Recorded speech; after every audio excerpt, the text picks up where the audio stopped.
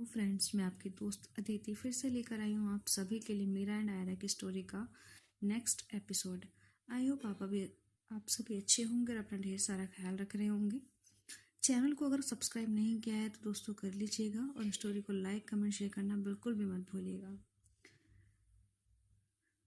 चलिए शुरू करते हैं नेक्स्ट एपिसोड। देखते हैं ये खुलासा कब होता है, आखिर ये खेल उन्हें कहाँ तक लेकर जाता है। रात काफ़ी गहरी हो चुकी थी। जंगल के बीच खंडर जैसी उस हवेली में अजीब सी खामोशी पसरी हुई थी। मीरा खिड़की के पास खड़ी बाहर अंधेरे में देख रही थी। ठंडी हवा उसके बालों को हल्का हल्का हिला रही थी।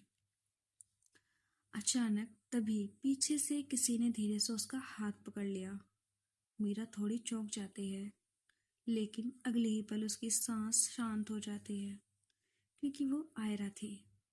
आयरा ने धीमी आवाज में कहा, डर गई थी क्या? मीरा हल्का सा मुस्कुराई। नहीं, अगर तुम साथ हो तो डर नहीं लगता। आयरा कुछ पल उसे बस देखती रही। उसकी आंखों में पहली बार उतनी सॉफ्टनेस थी जितनी शायद कभी नहीं थी।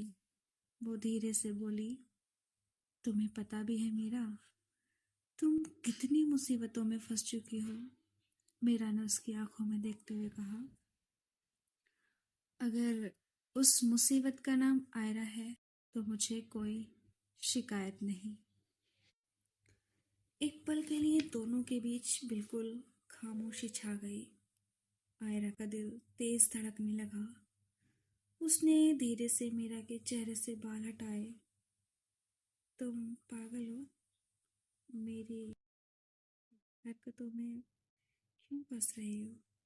मीरा हल्के से हंस पड़ी। हाँ, शायद तुम्हारे लिए। इतना सुनते ही आयरा ने अचानक उसे अपनी तरफ खींच लिया। मीरा उसकी बाहों में आ गई।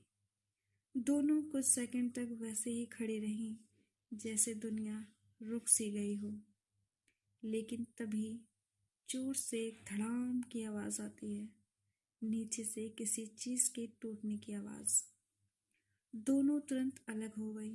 आयरा की आंखें अचानक गंभीर हो गईं। कोई अंदर आया है, मीरा घबरा कर बोली। वो कौन? आयरा ने धीरे से अपनी जैकेट के अंदर से चाकू निकाला। जो भी है अच्छा नहीं है। तभी नीचे से भारी कदमों की आवाज आने लगी। ठक ठक ठक, जैसे कोई धीरे धीरे सीढ़ियां चढ़ रहा हो। मीरा का दिल तेज धड़कने लगा। आयरा ने उसके हाथ पकड़ लिया। डरो मत, मैं हूं।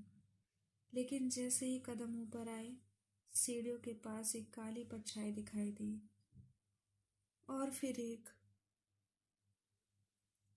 ठंडी आवाज गूंजी, आखिर मिल ही गई तुम, आयरा।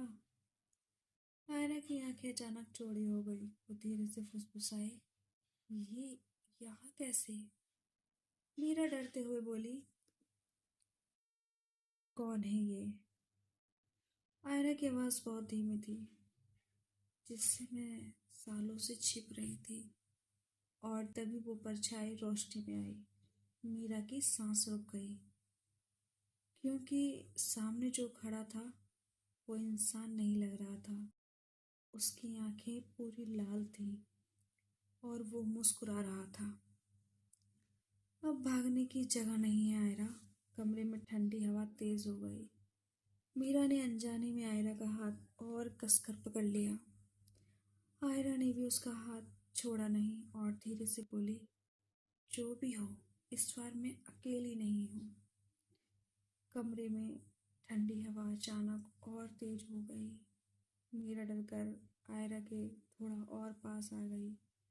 सीढ़ियों पर खड़ा वो अजीब आदमी धीरे धीरे आगे बढ़ने लगा। उसकी लाल आंखें सीधा आयरा पर टिकी थी। वो हल्का सा हंसा। इतने सालों से भाग रही थी आयरा, सोचा था मैं तुम्हें ढूंढ नहीं पाऊंगा। आयरा की आंखें गुस्से से भर गईं। तुम्हें यहाँ नहीं आना चाहिए था राघव, मीरा धीरे से बोली। ये फिर से आ गया? राघव, तुम फिर से आ गए? मीरा ने कहा। आयरा ने बिना नजर हटाए जवाब दिया, तुम कब मेरा पीछा छोड़ोगे?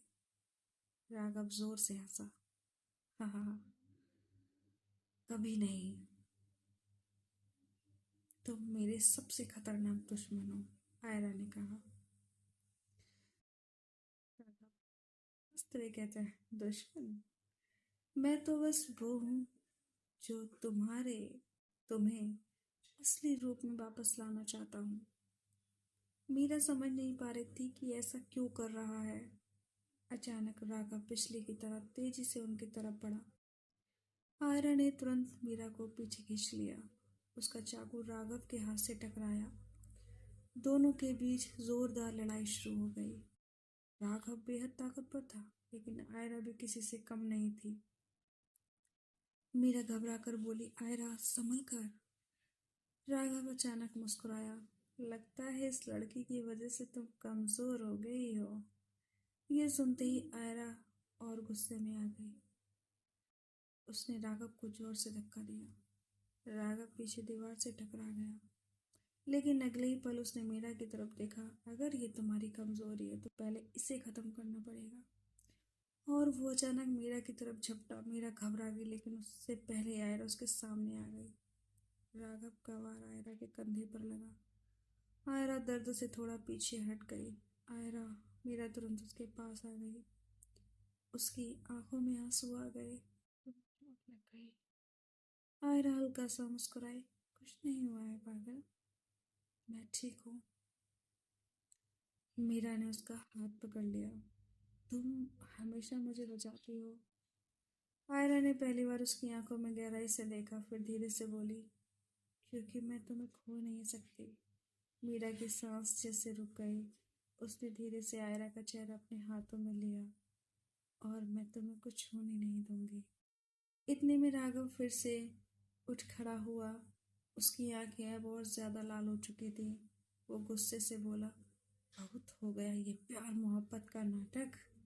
अचानक उसके हाथों के आसपास काली धुंध जैसी चीज बनने लगी। कमरे की खिड़कियां जोर से बंद हो गई। धड़ाम।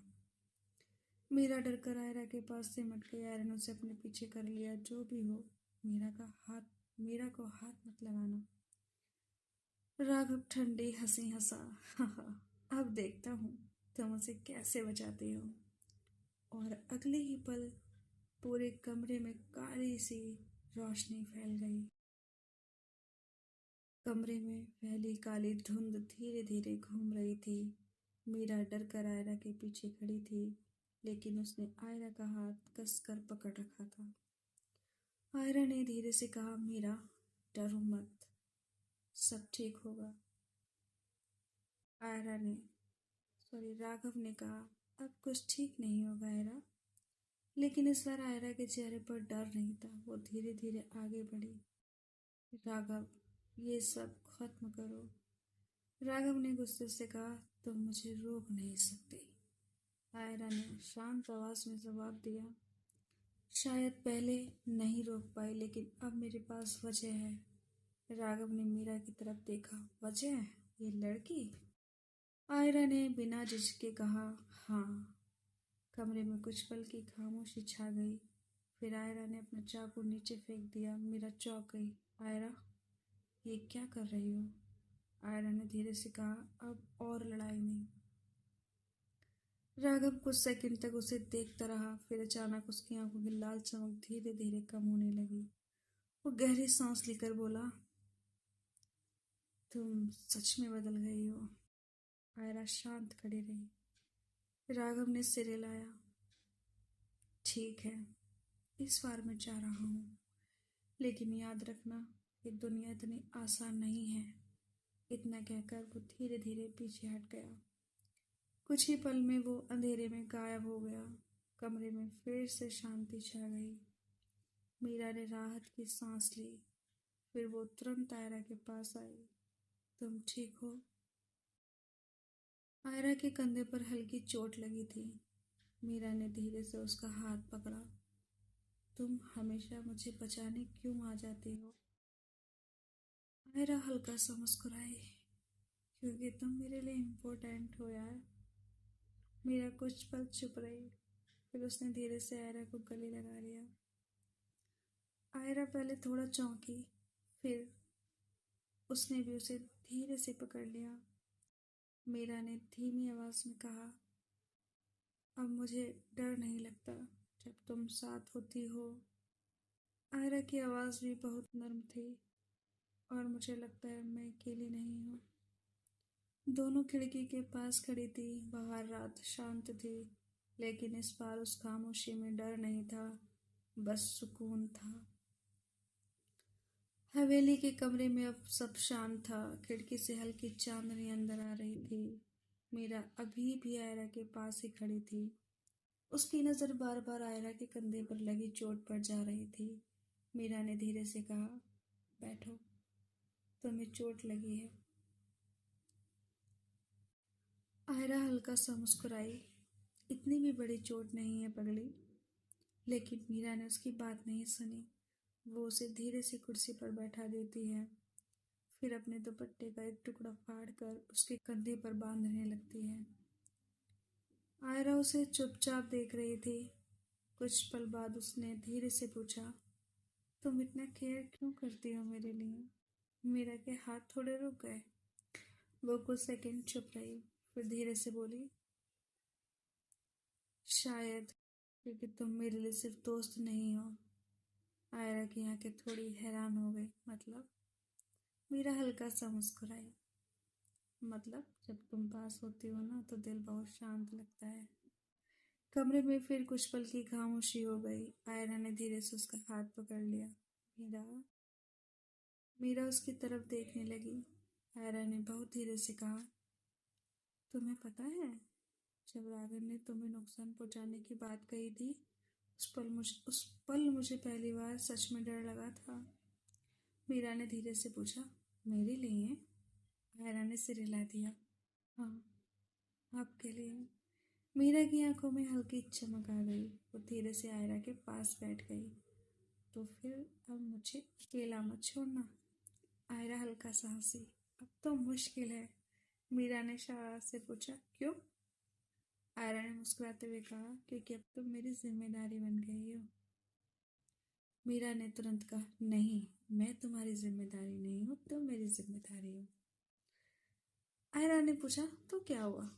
मीरा थोड़ा छेप गई, फिर धीरे से बोली, शायद तुम्हारी आदत। दोनों हंस पड़ी। बाहर हवा धीरे धीरे चल रही थी। रात अब डरावनी लग रही थी, लेकिन उसी